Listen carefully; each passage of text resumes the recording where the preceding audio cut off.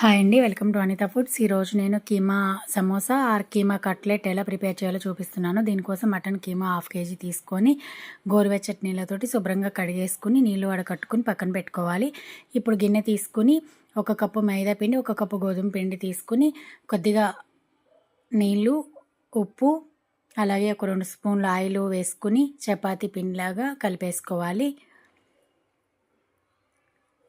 ఇలా కలిపేసుకున్న తర్వాత దీని మీద ఒక తడి క్లాత్ వేసేసి ఒక 1 అవర్ పక్కన పెట్టేసుకోవాలి. ఇప్పుడు దీనికోసం ఉల్లిపాయ, పచ్చిమిర్చి సన్న ముక్కలుగా కట్ చేసుకోవాలి. అల్లం వెల్లుల్లి కూడా.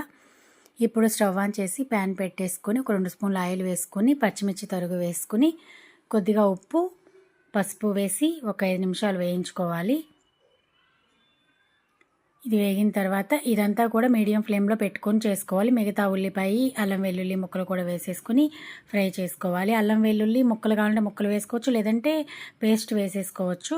ఇప్పుడు పక్కన పెట్టుకున్న కీమా కూడా వేసేసుకొని కీమా వేసాం కాబట్టి ఇప్పుడు కొద్దిగా ఉప్పు పడుతుంది. ఉప్పు ఆల్రెడీ పచ్చిమిర్చి వేసాం కాబట్టి కారం కూడా చూసుకొని వేసుకోవాలి.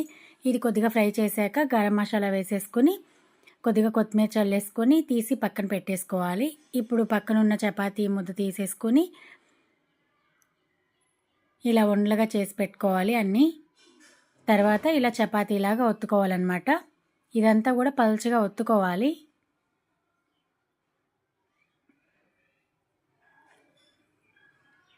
సో మొత్తం ఇలా ఒత్తేసుకున్న తర్వాత దీన్ని ఇలాగా కట్ చేసుకోవాలన్నమాట. కట్ చేసుకున్న తర్వాత దీని చివర్లంతా కూడా నీళ్ళతోటి తడి చేసుకోవాలి.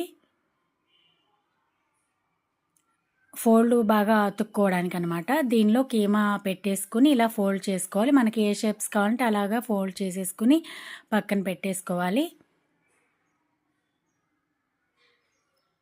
మనకి షేప్స్ కరెక్ట్గా రావాలి అంటే ఈ ముక్కలు కరెక్ట్గా కట్ చేసుకుంటే సరిపోతుంది.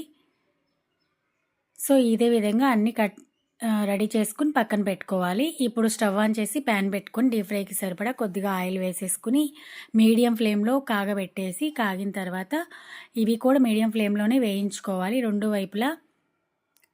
సో ఇలా వేయించుకుని తీసి పక్కన పెట్టుకోవాలన్నమాట. ఇలాగా అన్నీ కూడా ఇలాగే వేయించుకోవాలి. మీకు కారం స్పైసీగా చాలు అనుకుంటే ఓకే, లేదు అనుకుంటే పచ్చిమిర్చి కూడా ఇలాగా వేయించుకుంటే సరిపోతుంది. పచ్చిమిర్చి వేయించుకునేటప్పుడు ఆయిల్లో కొద్దిగా సాల్ట్ వేసి వేయించుకోండి.